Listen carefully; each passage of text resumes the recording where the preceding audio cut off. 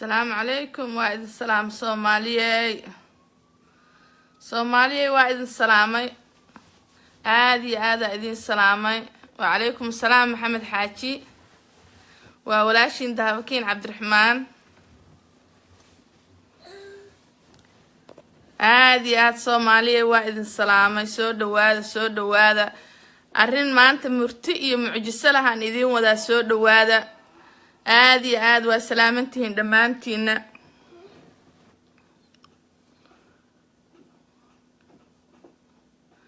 ما شاء الله ما شاء الله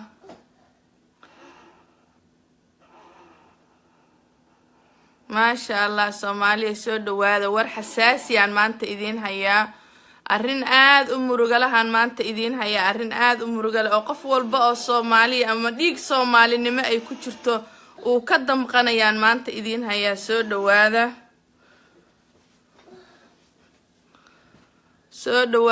dhawaada waxa Soomaali waxay tiraahdaa wixii la qariyaa way qurmaan soo dhawaada ma sha Allah war murtiyeed ayaa idiin hayaa gabar masaakiin oo waxba aan galabsan oo ma aragtay reer miya oo reer baadiyo haddana dhimirka looga jiro waalan baa inta la kufsaday oo isbuuc dhan ayay haysteen inna lillahi wa inna ilaahi raaji'uun aan leeyahay isbuuc dhan ayay haysteen magaalada Garacad magaalo xeebeedka Garacad ciidamada Puntland sidaa yeelay isbuuc dhan ayay waxay ku haysteen dulaadka magaalada ay ku haysteen war miyaanan dhiig lahayn war miyaanan dadnimo lahayn war maxay tahay cuqubada Soomaali dul saaran maxay tahay gabar maskiina oo dhimirka looga jiro haddana qof miir qaba aan ahayn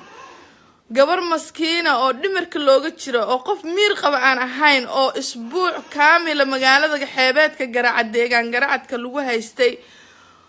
oo marka ay breelas ay noqotay ay banaanka u soo tuureen la ilaaha illa allah muhammadur rasuulullah sallallahu alayhi wasallam waa wax aad looga xumaado inna lillahi wa inna ilaahi raaji'uun waxa weeye maanta ciidamada difaaca Puntland waxa ay ku kaceen wax loo dul qaadan karo ama la dhageysan karo ama qof walba oo damiir iyo dhiig la ka aamusi kara ma aha Soomaaliya ii shar gareeya sida dadka madaxda ay u gaadho dadka muslimiinta muuminiinta ay u gaaraan qof walba dhiig iyo damiir la u gaaro hala ii shar gareeyo waxa way halkaan waxaan kala hadlayaa odayaasha iyo cuqaasha iyo waxgaradka iyo dhalinyarada ku sugan deegaamada ay deegaamada Puntland deegaan xeebeedka Garacad ilaa Jariiban ilaa Gaalkacyo inta u dhaxlaysa ilaa Burtila meelan dhaafaya malahan gabadha maskiinta ah ee dulmanaha ee dhimirka looga jiro maskaxda aan lahayn nimanka ku haystay 7 cisho iyo 8 cisho inta u dhaxlaysa oo iyo magaalo meel walba laga raadiyay ayadoo Brelasia laga helay maxaa la yiraahdaa magaalada korkeeda maalintii dambe war nimanka maxay yihiin maysan islaam ahayn maysan dhiig iyo damiir iyo dadnimo aysan lahayn gabar maskiin oo waalan oo madaxa looga jiro ay intaas sameynayaan ninka taliyaha oo ciidanka wata oo yiri min $20 baan ka soo goynayaa $3,000 baan u soo goynayaa gabadha 3,000 wariya maxay tadhaa nimankii baa lagaaga baahan yahay oo wallahi hadaadan keenin nimanka wax daran baa cilaaminayna ogow qaadan mayno 3,000 qaadan mayno wax u dhigmana la qaadan mayo waxa weeye waxa la yiri ushi walaalka ku dhacda gumadkiisa aad ku sugaya anigu qurba joog baan ahay ana haade maxuma anigu deegaankayga waan jecelahay bari ina u laabto hanti aan ku yeesho aan dago aan ku nasto aan maskaxda igu qodo ilmahayga aan ku korsadaan rabaa war ma gabar aan dhali karo 15 jira maanta marka aad kufsateen inta nimankiina inta leego 50 nin ka badan ma aha 8 nin wax loo dhiga ma aha 50 nin way dhan yihiin nimanka gabadha kufsaday oo haddana wax ka hadla iyo wax ka dhiidhiye aysan lahayn oo markay yiri min $20 baa iska soo aruurinaynaa oo waxaan siinaynaa gabadha daawaha looga dhigo la ilaaha illa allah muhammadur rasuulullah sallallahu alayhi wasallam war ilaahay ka cabsada nimankaas oo ilaahay ka cabsada dowladda Puntland waxaan ka codsanayaa nimanka tilaabo sharciya oo ku habboon inay ka qaado oo islaantinimada loo eego gabadha maskiinta ah wareer Puntland oo kaca wallahi cuqubaad ku soo socota waa gabar yar oo 15 jira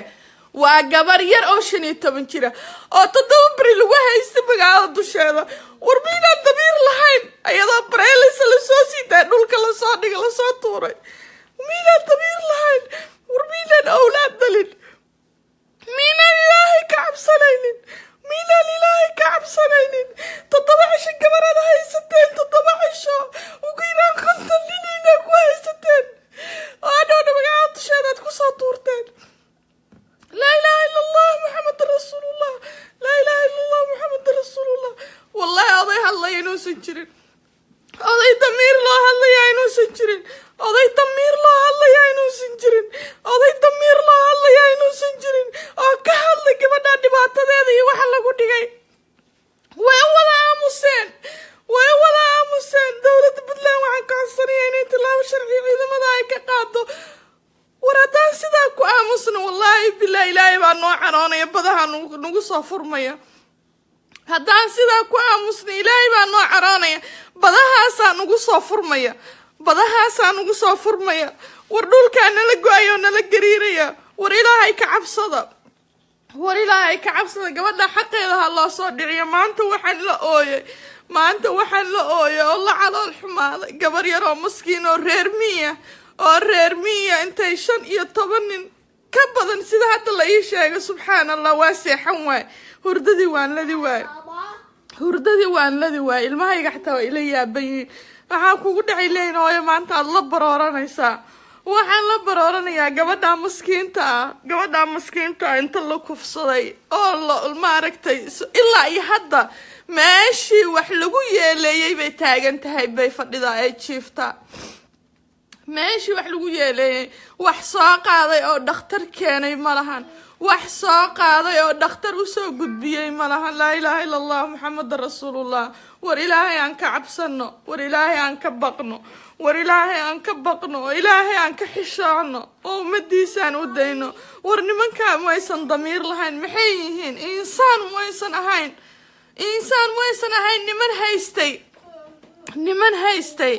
niman haystay gabadha maskiinta haystay niman gabadha maskiinta haystay 7 cisho haystay niman gabadha maskiinta 7 cisho haystay la ilaaha illa allah muhammad rasuulullah sallallahu alayhi wasallam Soomaaliya fiidiyowga qofkii arka ha share gareeyo aniga waxaan hadda mar labaad iyo mar saddexaad aan ka codsanayaa wax garadka reer Puntland oo dhan oo hali ka maqneen haweenkayga reer Puntland meeye haweenkayga reer Puntland meeye haweenkii Soomaaliyeed Soomaaliya dhibaatada meeshan taagan maalin walba gabar yar oo maskiin ah niman daqdaqoobay intay isku feereeyaan oo ma aragta waxay doonaan ay ku suubiyaan oo qof ka hadashaas aysan lahayn la ilaaha illa allah anna muhammad rasuulullah sallallahu alayhi wasallam Soomaaliya waa go'no waa dhamaane Soomaaliya waa go'no waa dhamaane maanta waxa iga hoysiinaya iga calool xumee waxay tahay gabar yar oo 15 jir inta la kufsaday oo deegaankii meeshii lagu kufsaday bay ilaa iyo hadda ay taalaa dhakhtar lama geynin markay bareelas ay noqoto koomo ay gashay gabadhu markay koomo gashay banaanka u soo tuureen bal intaan naxariis darrada intaan la eeg bal eega naxariis darrada intaan la eeg bal war ciidamada anagu dooni mayno balaaya ha idin difaacdo ciidamada dooni mayno deegaanka ka dulkaceen war madaxda Puntland ay ka hadla dhibaatada maanta taagan ka hadla war rag baatiin wallahi awlaad baa leedihiin gabadhiina ku imaanaysaa haddaysan ku imaan gabadhiina gabadhay dhashay ku imaanaysaa ilaahay baan ku dhaartay maanta waxa looyo la barootay nimanka intay saarsadaan waan faataxan ku dhamaynaynaa Soomaaliya faataxadu maxay tahay gabar la xumeeyo la kufsaday oo 7 cisho la haystay ma faataxa la qaataa ii sheega qofka markay isdagaalaan oo dhiig iska keeno oo la isdaqaraa faataxa la qaataay ma gabadh 7 cisho la haystay oo meel sandaqaday ku haysteen magaalada korkeeda meel sandaqaday ku haysteen oo magaalada korkeeda ah ma waxaan qaadanaa ma faataxaan qaadanaa laa ilaaha ila allah muxammad rasuulullah sallallahu alayhi wasallam ana hadal ku dheeraan mayo saarnaana mayo hadalna saarnaan mayo wallaahi oo bilaahi haddaanan tan ka dhiidhiin reer buntland oo reer gaalkacyo reer jiriibanow iyo reer buntland oo dhan waa diinaan kan ka dhiidhiin wallaahi cuquba idiin taalla hooyo walba haddaysan ka kicin gabadheeday ku imaanaysaa nafsiga maanta taagan gabadheeday ku imaanaysaa anu hadal ku dheeraan mayo mana doonayno nimankaa ordaya oo leh kala ordaya xaqaan doonaynaa nimanka in lasoo istaajiyo maxkamad lasoo istaajiyo oo sharciga ay leeyihiin lagu qaado baa doonaya insha allah waxbaa loo aruurinaya $20 baa ciidan laga goynayaaba ku leeyahay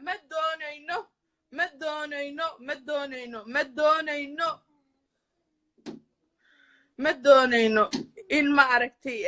inay ma aragtay lacag laga aruuriyo oo $20 ay sheegayaan guriga ay geyso ilaahay waxaan ka bariyo gabdhaha ku jooga midba maalin ay ka kufsadaan ciidamada aad hoggaanka u tahay ilaahay taasaan kaaga bariyay madaxda Puntland waxaan ka codsanayaa oo madaxweynuhu u sareeyo waxaan si sharaf leh uga codsanayaa inay ma aragtay arrinta farageliyaan mudane cabdi weli maanta gabdhaad leedahay gabdhahaaga Mareykan bay nala joogaan maanta gabdhaad leedahay maanta awlaad baad leedahay mudane cabdi weli gabadha maskiinta 15 jirka garacad lagu kufsado ciidamada Puntland u dirtay garacad u dirtay ay ku kufsadeen inaad ka hadasho oo soo faragelisa arrinta hoos u eg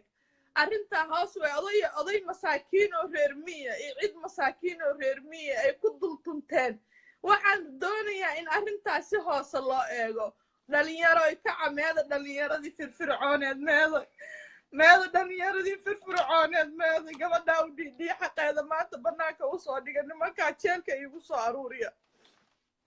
nimankaa xabsi igu soo aruuriya nimankaa islaamtinimo iyo muslimtinimo hadday jirta nimankaa la soo qabta la soo xiro nimanka odayaasha oo sheegaya waawaan baa ka qaadanaynaa waawaan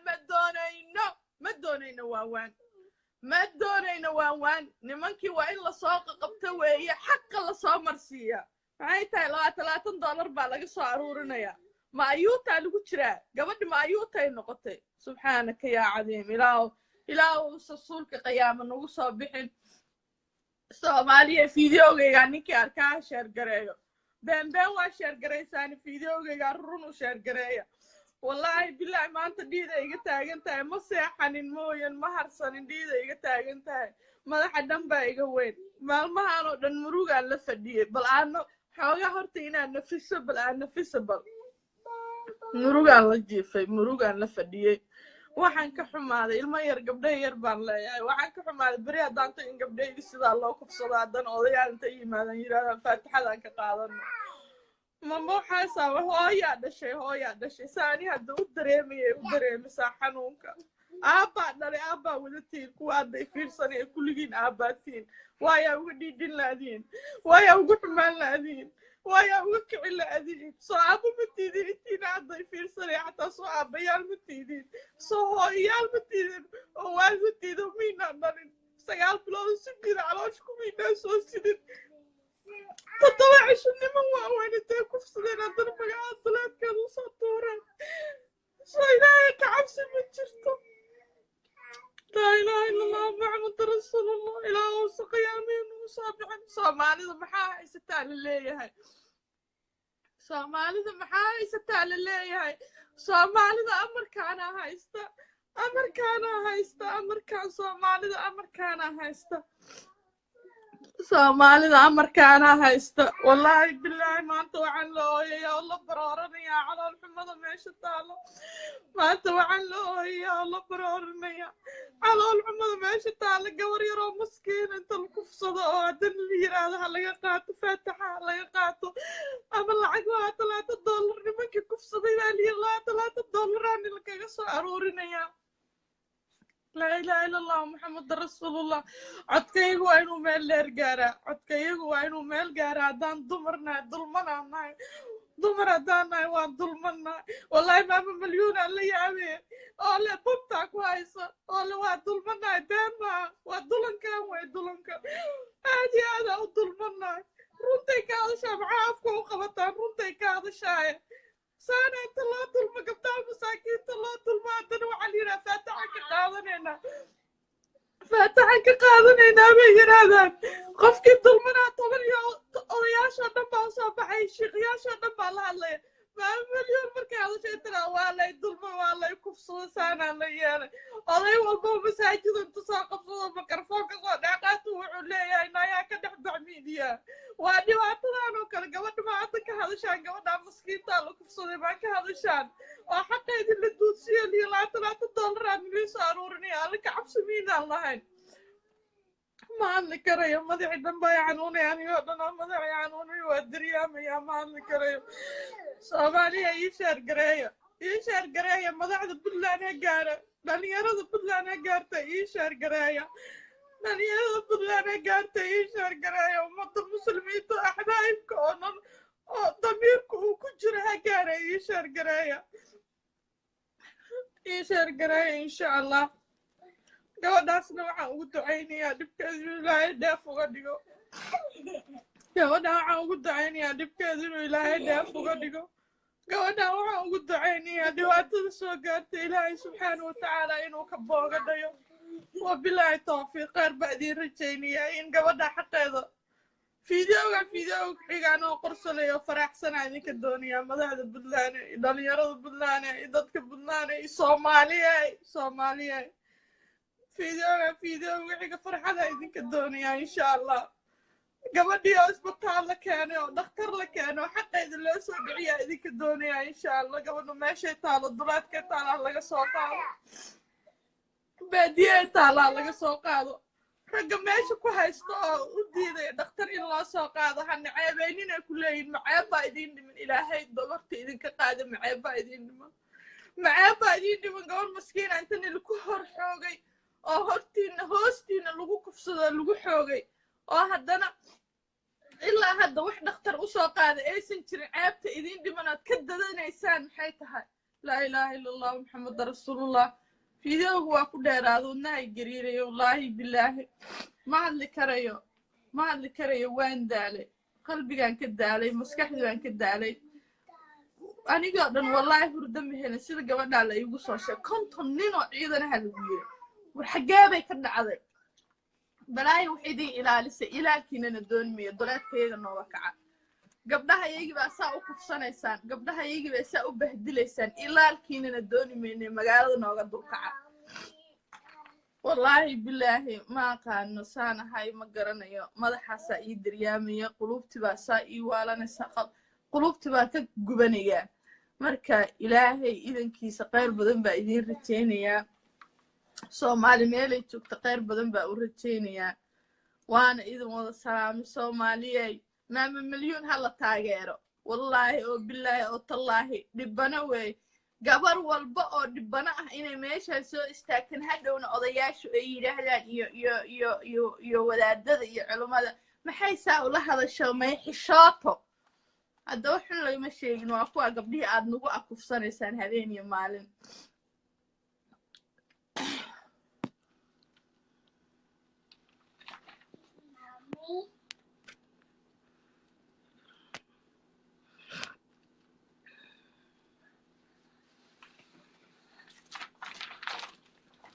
marka insha allah ma garanaysaan usoo qabto garanmaya ilaahay subxaana watacaala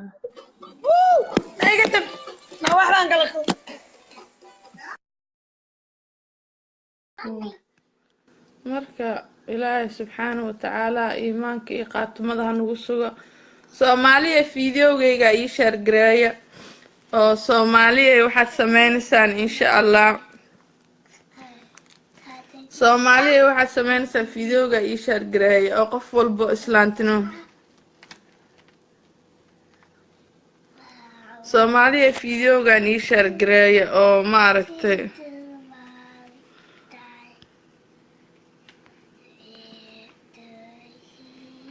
soomaaliya fideogaygan ii sheergareeya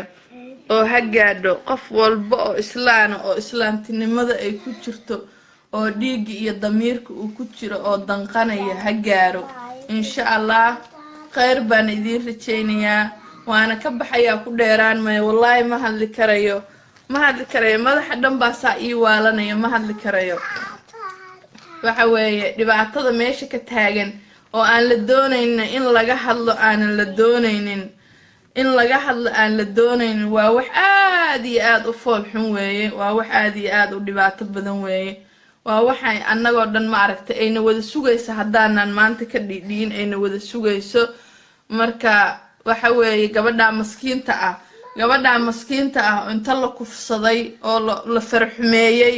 oo 7 cisho magaalada duleedkeeda lagu haystay markay kooma ay gashay bay soo tuureen banaanka u soo tuureen gabadhi miiga laga raadiyay cidu waa cido iska danyaro reer miya miigi baa laga raadiyo last time waxa laga helay magaalada duleedkeeda ayadoo kooma ku jirto breel soo kaleeta ah hadda qofku markuu qof dhimirka qabo way ma hadlayso ma sheeganayso dhibkeeda ma sheeganayso haddii ciidamadii la soo safo la yiraahdo kuwa wax ku yeeleeyay ma oranaysa ninkan way kuma oranayso waa intaan yeerin laga raacay waa ma yeeraan oo kale way waa qof sabi ah wax ma dhaanto marka waxaan ilaahay subxaanahu wa ta'ala aan ka baryayaa inuu khayrka iyo qaatumada uu nawaafajiyo uu nagu sugo inuu cadaaladda uu nagu sugo inuu dulanka maanta Soomaali ay haysato inuu ma aragta naga qabto ilaahay subxaanahu wa ta'ala taasaan ka baryeynaa dad baa la isoo qabo ma aqaanin marka ilaahay subxaanahu wa ta'ala dulanka naga qabto ilaahay subxaanahu wa ta'ala ma aragtay dhibaatada naga qabto fiidiyowga xiga waxaan doonayaa markaa ka hadla farxad anoo faraxsan oo la Soomaaliya gabadhi xaqi way heshay insha Allah biidnillaahi kariim kuna dheeraan mayo waa idin macsalaameynaya khayr badan baa idin rajaynayaa assalaamu calaykum waraxmatullaahi wabarakaatuh wallaahi ma hadli karayo neerfaha xanuunaya مع السلامة.